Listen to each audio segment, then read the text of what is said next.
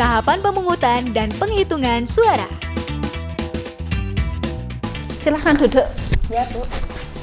Bu, ini saya KPPS dari TPS 1 ingin memberikan undangan untuk pemilu tahun 2024. Oh iya Mbak.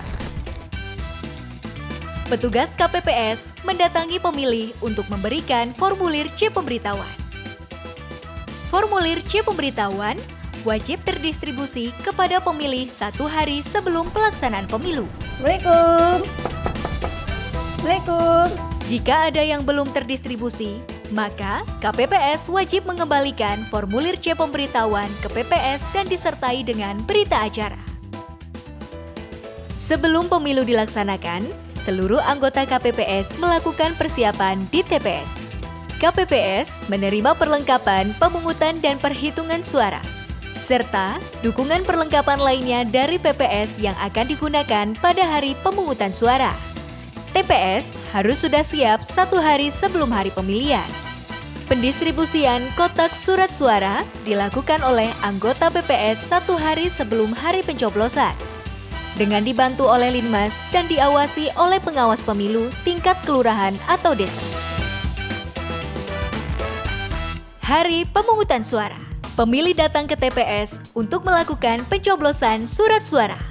Saksi dan pengawas datang sebelum dilakukannya sumpah janji.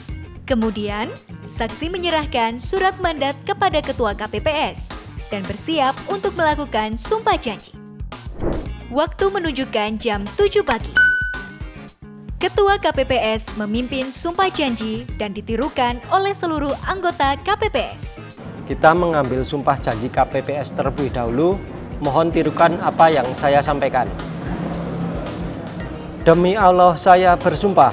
Demi Allah saya bersumpah.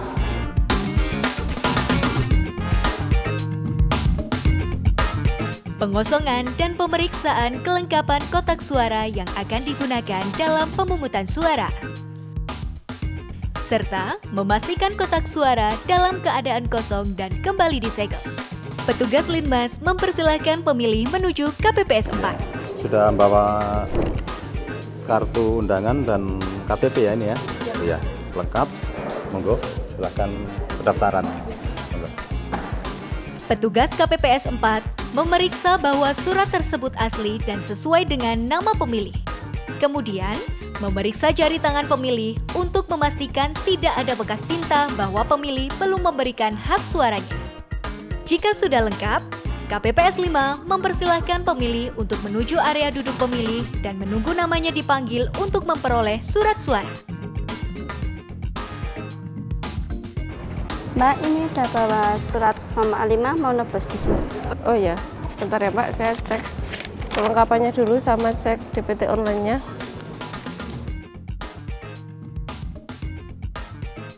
Apa udah bawa kartu identitas atau surat undangan?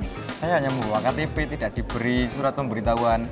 Pemilih yang tidak terdaftar dalam DPT atau DPK wajib menunjukkan identitas kependudukan dan memilih setelah jam 12 siang.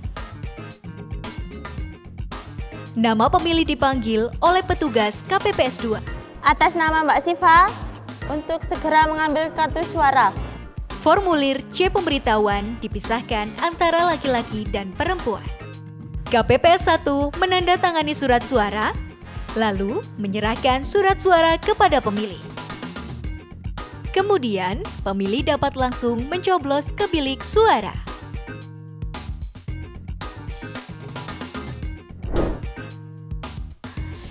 Silakan coblos pada nomor urut, atau coblos fotonya, atau coblos nama pasangan calonnya, atau coblos pada logo partai politiknya.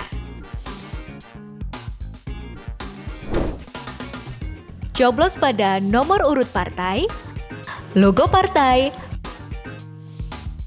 nama partai, nama calon,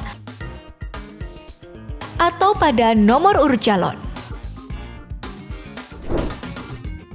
Coblos pada nomor urut, atau pada fotonya, atau nama calonnya. Dengan memakai coblosan yang sudah tersedia di bilik suara. Pemilih lansia atau pemilih berkebutuhan khusus akan didahulukan dan akan didampingi oleh anggota keluarga serta dibantu oleh petugas KPPS. Pendamping pemilih wajib menjaga kerahasiaan pilihan pemilih. Setelah itu, pemilih keluar dari bilik suara dan memasukkan surat suara ke dalam kotak sesuai dengan jenis surat suara dengan pengawasan petugas KPPS 6.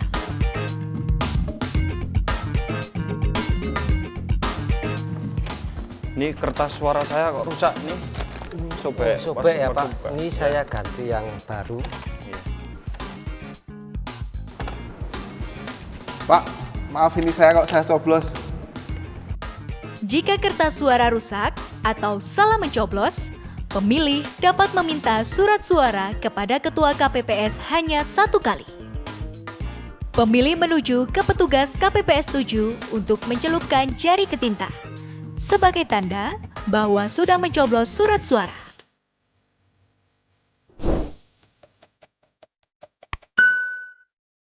Saudara-saudara, berhubung waktu sudah menunjukkan jam 1 siang, TPS sudah kami tutup. Persiapan penghitungan suara dimulai dengan anggota KPPS memasang plano. Ya, berhubung waktu sudah menunjukkan pukul 1, pelaksanaan rapat perhitungan suara saya buka.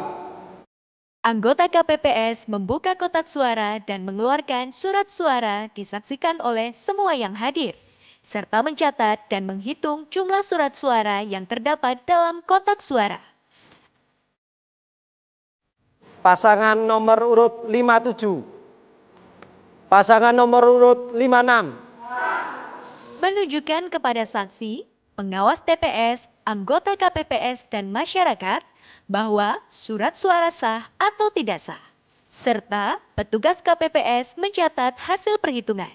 Ini untuk para saksi dan pengawas, ini dicoblos di tengah-tengah garis. Gimana ini para saksi, pengawas? Tidak sah, itu tidak sah. Itu jelas, gambarnya jelas tidak sah itu. Tenang. Nanti hasilnya bisa kita musyawarahkan bersama Ketua KPPS, saksi, dan pengawas TPS. Setelah perhitungan selesai, maka KPPS dan saksi diharapkan untuk menandatangani plano dan anggota KPPS membuat berita acara. Kemudian, hasil perhitungan suara yang tertulis di plano dimasukkan melalui aplikasi Sirekap. Dan petugas KPPS menyalin berita acara untuk diberikan kepada saksi. Surat suara dimasukkan kembali ke kotak suara. Kemudian, kotak suara disegel dan dikirimkan ke PPK melalui PPS untuk diadakan pleno rekapitulasi tingkat kecamatan. Itulah tahapan pemungutan dan penghitungan suara.